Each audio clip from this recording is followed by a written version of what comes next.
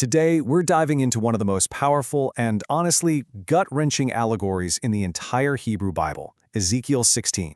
We're going to zoom in on verses 15 through 22, a passage that tells an unforgettable story of beauty, blessing, and a truly profound betrayal. So right out of the gate, verse 15 hits us with a shocking reversal. Ezekiel has just spent all this time describing how God rescued and adorned Israel, making her beautiful, and then, bam! This verse drops, and it sets up the entire conflict. God's gift of beauty becomes the very weapon used for a deep, covenant-breaking betrayal. So let's get into section 1, beauty and betrayal. What's so fascinating here is that the story doesn't begin with weakness, but with a completely misplaced sense of strength. You see, the problem wasn't some external force or temptation. It was entirely internal.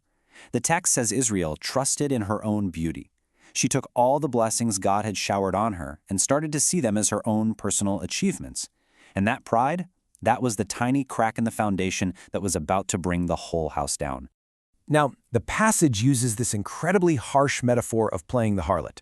It's important to understand this isn't just about sexual immorality in the literal sense. No, it's a powerful symbol for covenant betrayal. For the nation of Judah at the time, this took two specific forms. First, running after foreign political alliances instead of trusting God for security.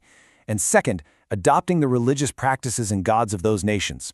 And here's the thing. This strategy, it was a complete disaster every single time. Judah kept looking to these big, powerful empires for protection.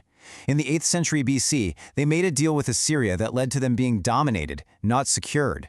Later, they thought Egypt was the answer, but Egypt got crushed by Assyria in 671 BC and then got crushed again, this time by Babylon in 605 BC.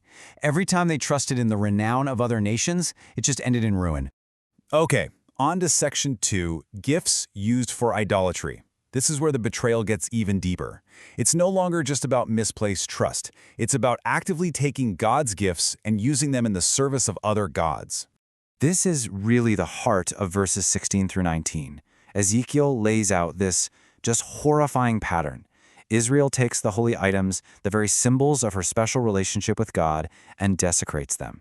It's like a wife taking her wedding gifts and using them to decorate a love nest for an adulterous affair. It's that personal, and it's that twisted. This table really breaks down the desecration for us, and it's staggering. The beautiful garments God provided, used to decorate sleazy hilltop shrines. The gold and silver, melted down to create idols. The sacred oil and incense, offered up to false gods in what's basically liturgical treason. Even the fine food, the very symbol of God's provision, was laid out before these lifeless idols. And you have to understand, this wasn't a sin of ignorance. This wasn't some mistake. That quote from verse 16 is basically God saying their betrayal was unparalleled. It was off the charts. It was a willful, conscious rejection of the giver in favor of the gifts. From here, the allegory just descends into its darkest point.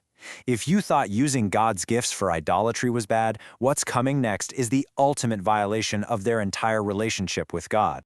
To really feel the weight of verses 20 and 21, we have to talk about the worship of a god named Molech. This was a Canaanite practice, and it was infamous for its most horrific ritual, the sacrifice of children by fire.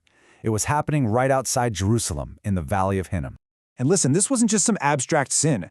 Ezekiel's audience knew their own recent history. Two of their own kings, Ahaz and Manasseh, were famous for these very acts. Both of them sacrificed their own sons. Both of them desecrated God's temple, dragging pagan altars and idols right into the holy place. Manasseh's reign, in particular, was a time when these abominations became sickeningly common. This is God's heart-wrenching cry in the text. But did you notice his language? My children. He doesn't say your children, he says my children. He is claiming these sacrificed sons and daughters as his own, part of his covenant family. To take the very fruit of the covenant, the children, and offer them to an idol was the ultimate betrayal. It was turning the promise of life into an offering to death. And actions like this, well, they have consequences. This kind of deep, generational sin led to what the prophets saw as an irreversible judgment. The absolute culmination of all this was the destruction of Jerusalem and its temple by the Babylonians in 586 BC, the very event that sent Ezekiel and his audience into exile. Okay, so that brings us to our final section, forgetting the beginning. because in verse 22, Ezekiel finally diagnoses the root cause of this entire tragic spiral. I mean, after all of this, the pride, the idolatry, the bloodshed, what was the single spiritual failure that started it all? What was the first domino to fall? And here it is, the answer, straight from verse 22. The core problem was forgetfulness. Israel forgot her origins. She forgot the time when she was like an abandoned infant, helpless, naked, and dying, and God rescued her purely out of grace. She forgot she was saved, and she started to believe she was entitled. This really maps out the entire progression, doesn't it? It shows how one sin just logically flows into the next. It all starts with forgetfulness, forgetting God's grace. That leads directly to arrogance and a sense of entitlement. That opens the door wide for idolatry and betrayal. And that path, tragically, ends in the darkness of abomination and bloodshed. And that's really the central takeaway from this intense passage. The story of Ezekiel 16 is a stark warning that when we forget the grace that saved us, we begin a journey away from the one who saved us. Forgetting where we came from can tragically redefine where we end up.